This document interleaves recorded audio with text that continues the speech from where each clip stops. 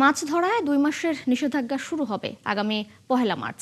তাই শেষ সময়ে লক্ষ্মীপুরের মেঘনা নদীতে মাছ ধরায় ব্যস্ত সময় পার করছেন জেলেরা। নদীতে যেই পাচ্ছেন তাই তুলে ধরে আনার চেষ্টা করছেন তারা। আতর মনের এই তথ্য ছবিতে প্রতিবেদন। লক্ষ্মীপুরে নিবন্ধিত জেলের সংখ্যা 46,000 হলেও প্রকৃত সংখ্যা 52,000-এরও বেশি, যাদের বেশিরভাগই মেঘনা নদীতে মাছ ধরে জীবিকা নির্বাহ করেন। আগামী মার্চ এপ্রিল মাছ ধরায় নিষেধাজ্ঞা শুরু হবে, তাই শেষ সময়ে নদীতে ব্যস্ত সময় পার করছেন জেলেরা। অনেকে এরই মধ্যে উপকূলে ফিরতে শুরু করেছেন। শেষ সময়ে জেলে ও পাইকারদের হাঁকডাকে জমে উঠেছে আড়তগুলো। চলছে ইলিশের ছোট বড় মাছের বেচাকেনা। নদীর মাছের পাশাপাশি রয়েছে নানা প্রজাতির চাষ করা পুকুরের মাছের সরবরাহ। ইলিশ মাছের দাম কম আছে, তারপর অন্য বাজে মাছ, পোয়া মাছটা মোটামুটি কিছুটা কম আছে। কেজিতে এখন 200 টাকা ছাড় পাইতেছে, আর মাছও মোটামুটি কাস্টমারও খাইতেছে, নিতেছে। জেলেরা মাছ ধরতেছে ঠিক আছে, মানে পরিপূর্ণ দাম পাচ্ছে না। ডেন্টিস্টের পরামর্শ নাও নতুন কোলগেট অ্যাক্টিভ সল্ট।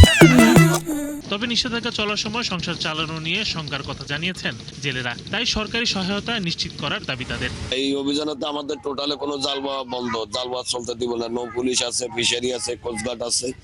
তাহলে আমাদের যে খাদ্যগুলো আছে, এই খাদ্যগুলো দেখা গেছে যে যদি না দেয়, তাহলে আমরা যে কিস্তি লইছি, একজনে কিস্তি লইছি 50-60 হাজার, 1 লাখ টাকা, তাহলে আমরা কিস্তিগুলো কিভাবে দেবো?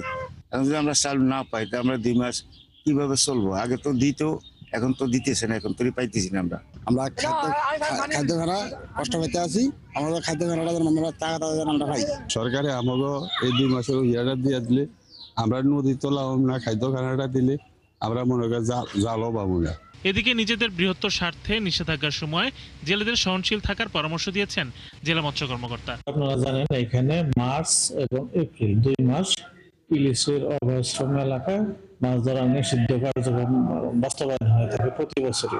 আসলে এটা চ্যালেঞ্জিং কাজ, চ্যালেঞ্জিং হলেও এটা দেশের স্বার্থে, জনস্বার্থে আমাদের করতে হবে। আমাদের ইলিশ সম্পদ এটা ধরে রাখতে হবে। 1 মার্চ থেকে 30 এপ্রিল পর্যন্ত 2 মাস মেঘনা নদীর লক্ষ্মীপুরের রামগতি থেকে সাতনল পর্যন্ত 100 কিলোমিটার এলাকায় মাছ ধরা বন্ধ থাকবে। শরীফ আজাদ প্রীতম, 71।